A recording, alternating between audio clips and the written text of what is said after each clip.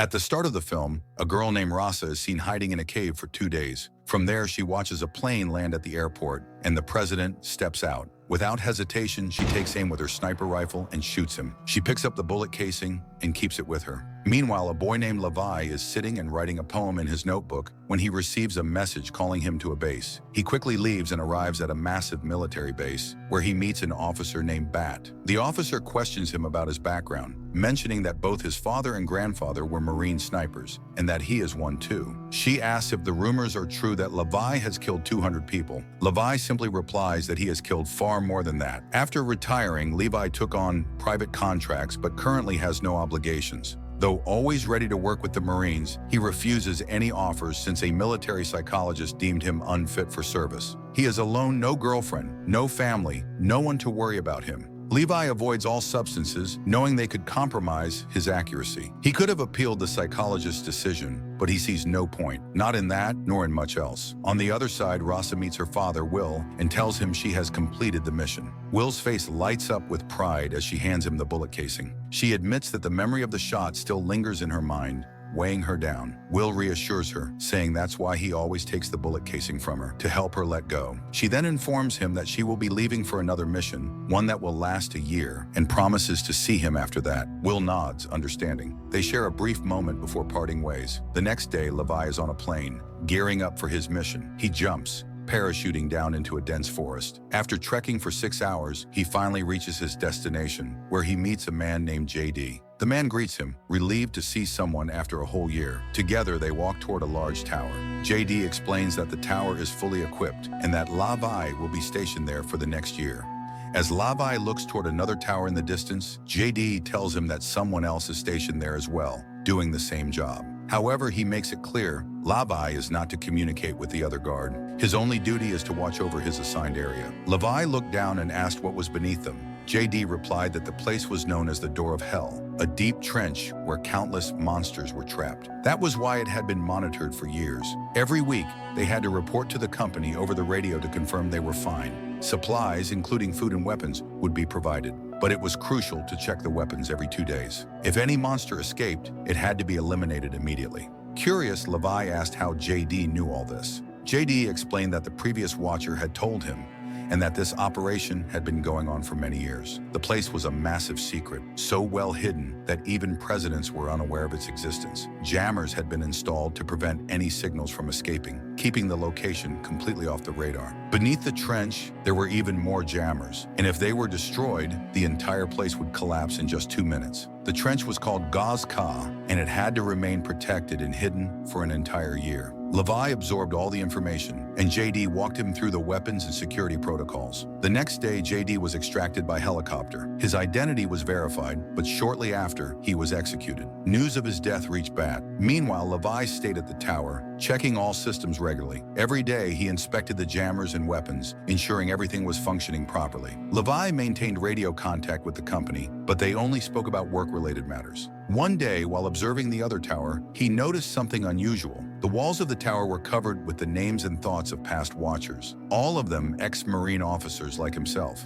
It had been a continuous operation since 1940, with new officers coming and going. One day, while checking the area, Levi spotted someone standing in the distance. A voice came from the opposite tower, and he realized there was a girl stationed there. She also seemed to notice him. That night, Levi woke up from a disturbing dream, his heart racing. He looked outside and saw the lights on in the other tower. Using his binoculars, he observed the girl, who was alone, just like him. She appeared to be just as bored. 2 weeks later, Rasa was celebrating her birthday. Spotting Levi in the distance, she decided to break the silence. She wrote a message on a piece of paper. Levi noticed that Rasa had written a message asking for his name and mentioning that it was her birthday. She also said that for one night, she would ignore the rules and do whatever she wanted. Levi felt a rush of excitement and quickly responded with his name, and the two got lost in the moment. Feeling the effects, Rasa began singing and dancing, urging Levi to join her. He hesitated, admitting he was a terrible dancer. She then smashed the bottle and challenged him to show off his shooting skills. Levi obliged, but when Rasa, still intoxicated, stepped into his line of sight, he immediately lowered his gun. Suddenly, Rasa froze, staring at the trench below. Something was coming up. Levi followed her gaze and saw monstrous creatures emerging from the depths, half human, half monster beings crawling out of the darkness. Without hesitation, Levi opened fire, but the creatures kept coming. A massive explosion erupted in a nearby mine, sending more of them to the surface. Realizing they were outnumbered, both Levi and Rasa fought relentlessly, using every weapon at their disposal. But in the chaos, a monster broke into her tower. She barely managed to kill it, but more creatures started swarming around her. Levi spotted the danger and immediately grabbed a machine gun, raining bullets down on the creatures attacking Rasa's tower. Just then, another explosion rocked the area, injuring Rasa. Levi kept firing, refusing to let any monster get close. As the monsters kept coming, the automated defense systems finally activated, unleashing heavy fire from above. The night became a war zone as the machines continued their relentless assault, killing the creatures one by one. Rasa, watching the carnage, collapsed from exhaustion and pain. By morning, Rasa regained consciousness and tended to her wounds. She smiled weakly and muttered, "That was the best birthday I've ever had." Levi, who had stayed awake all night, burst into laughter at the absurdity of it all. A few hours later, he went down to repair the jammers and reinforce the trench barriers to keep the monsters at bay. Rasa, now fully alert, kept watch over him with her sniper rifle, ready to cover him if needed. Time passed and soon December arrived, bringing heavy snowfall. Rasa, growing restless from the isolation, stared out into the white landscape when she noticed something unusual. Outside, Levi had set up a Christmas tree for them. A warm feeling spread through her as she smiled for the first time in a while. That night, they celebrated together, building snowmen for each other. As the days rolled by, they found more ways to pass the time, playing chess, sharing stories, and slowly growing closer, despite the distance between their towers. 2 months later, February arrived, and with it, endless nightmares. The sounds of monsters echoing from the trench haunted Levi, making it impossible for him to sleep. One freezing night, he stepped outside, only to see Rasa sitting alone, looking more miserable than ever. She finally spoke, "I feel so alone. I wish you were here with me." Hearing those words, Levi made a decision. He was going to her, but crossing the distance between their towers would be nearly impossible. The next day, Leva took out a bazooka missile from their weapons, removed all the gunpowder from it, and tied it with a rope. Rasa watched as Leva fired the grenade from the bazooka, sending the missile to the other side, where it got stuck in a tree. Rasa quickly put out the fire and tied the rope tightly. A few hours later, Leva returned, intending to cross by hanging from the rope. However, since the rope was taut, he got stuck in the middle and had to use his hands to make his way across. When he reached the other side, the rope met him, and they both shared an awkward moment. Rasa then mentioned she'd made rabbit pie for dinner, to which Leva complimented her green eyes, saying they were beautiful. Rasa suggested he take a bath because he'd been sweating a lot. Afterward, Leva returned from the bath, only to find his clothes were kept far away. He walked over without clothes, and when Rasa saw him from the camera, she laughed. Later, they ate together and exchanged stories about being snipers. Leva revealed he had learned from the snow and cold during Christmas that their location was part of the Northside Forest in America. Rasa was impressed and praised Leva's sharpshooting skills. Leva then joked, asking if she knew what he was thinking, to which Rasa responded with a playful question of her own. Leva laughed and said he was also thinking about other things, like whether this place was real and what those monsters were. Rasa shared that her former partner, a sniper, had made her like him, though she always felt sad killing people. He had told her not to dwell on it and just focus on her work. Leva shared a similar sentiment, though he confessed he could never forget his first kill, a woman whose dreams still haunted him. He admitted that his loneliness was why he had come here. That night, they went inside and started dancing together. Rasa complimented Leva, saying he wasn't such a bad dancer. Leva responded, "Maybe." Leva replied, "It's possible," and then they kissed, growing closer. By morning, both were very happy together. As Leva was leaving, they kissed again before he continued on his way. However, an explosion from the mines caused the rope to break, and Leva fell into the gorge while still wearing his parachute. Rasa, determined to follow, grabbed the gun and parachute, then jumped into the gorge herself. She opened the parachute just in time, landing in the water. Despite the strong current, she managed to control her descent. Meanwhile, Leva was hanging from a tree when he saw a monster approaching. He shot it with his pistol, killing it, but another monster grabbed him from beneath the tree. Rasa arrived just in time, shooting the monster and freeing him. Leva, surprised, asked, "You followed me all the way here?"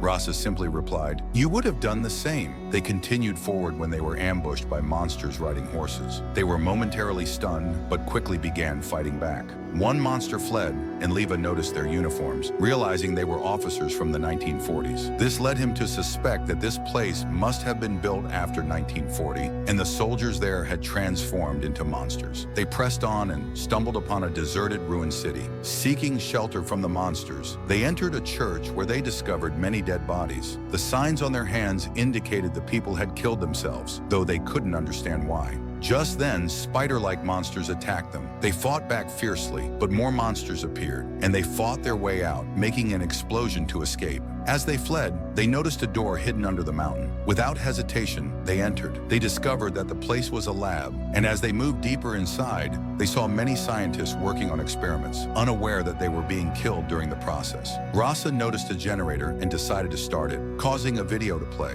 A scientist named Maya appeared in the footage, explaining that the video was from 1946, when Robert Oppenheimer was working on the atomic bomb for America. At the same time, they were tasked with developing biochemical weapons. They succeeded, but an earthquake struck, destroying their weapons and releasing a toxic gas into the air. This caused humans, animals, and plants to mutate, turning into monsters. Realizing the danger, they had sealed off the lab. Leva and Rasa finally understood why the government had been hiding the place. Leva said they needed to find a way to escape. They then discovered an old computer from the year 2000, belonging to a military company called Turk Lake, which had played a role in bringing them there. They soon realized that Dark Lake, another organization, had previously sent people to this lab. As they dug into the computer files, they learned that Dark Lake had been experimenting on many of the Drosses, trying to create super soldiers. They also discovered that in 1940, the place was supposed to be destroyed by a nuclear missile, but it was never launched. After the lab was sealed off with Gemmer, the missile remained there. However, once Gemmer was destroyed, the entire gorge would be wiped out by the missile, ensuring that the truth never reached the outside world.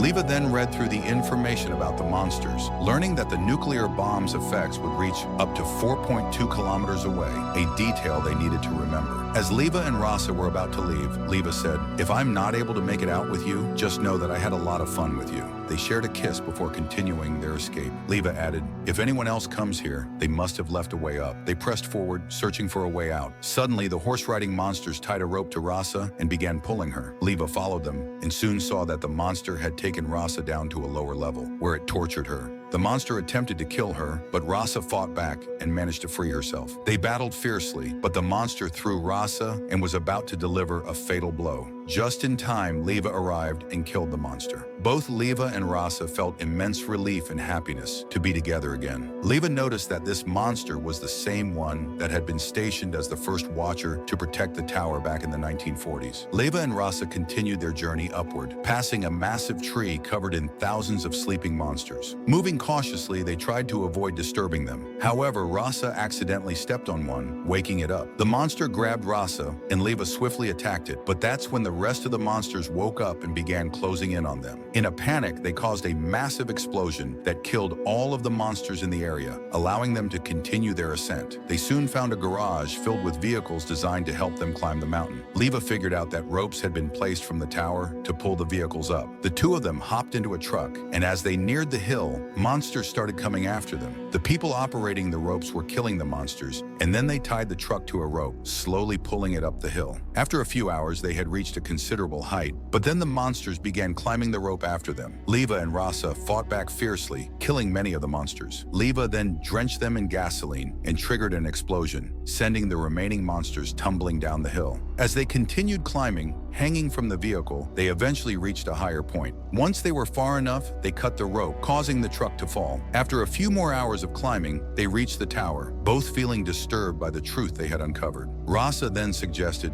"We should run away from here. I know a place in France where no one will be able to find us." Rasa agreed to Leva's plan, understanding that if they were affected by the mutations, they would turn into monsters in 5 days. They decided to wait and see if they were immune, and if not, they would run away. As they parted ways, Leva confessed, confessed, "I love you," and Rasa replied, "I love you too." The next day, Leva communicated with Bat on the radio. Bat asked if everything was fine, and Leva reassured her. Bat mentioned that the computer in the tower below had been activated, and Leva denied going there. Bat insisted that the watchmen of the tower must have gone down and stated that they would never jeopardize their research. The following day, Leva and Rasa were inspecting some machines when they saw a helicopter coming their way, something that was not normal. They quickly fled, with Bat watching from the tower, ordering drones to find and kill them. Leva and Rasa used their sniper rifles to take down the drones. As they climbed higher, Leva spotted Bat in the tower. He planted bombs to destroy the incoming guards, and one by one, they were eliminated. Bat realized that her plans were falling apart and decided to destroy the place to prevent the truth from being exposed. She activated a nuclear bomb that would destroy the area in 2 minutes. They made a run for the helicopter, heading 4.2 kilometers away from the blast zone. They reached safety, and just as they were escaping, the missile was launched, causing a massive explosion in the gorge. The blast hit the helicopter and Bat, while Leva wasn't able to escape in time. He was caught in the blast and fell into the water, sinking deeper into the depths. Rasa, having made it 4.2 kilometers away, witnessed the explosion and took refuge in a cave for 5 days. She soon realized she wasn't affected by the mutations. Afterward, Rasa traveled to France, where she hoped to find Leva, but he wasn't there. Instead, she found a letter from him in which he had finished his poem for her. Rasa, heartbroken over losing Leva, worked as a waitress in a restaurant. To her surprise, she saw Leva there. He ordered rabbit leg, and they shared a joyful reunion, reminiscent of their first meeting. Leva explained that it had taken him some time to recover from his past job, but now he wanted to work with her. Rasa mentioned that the chef's position was open in the kitchen, and they kissed, ending the beautiful story with a sense of new beginnings.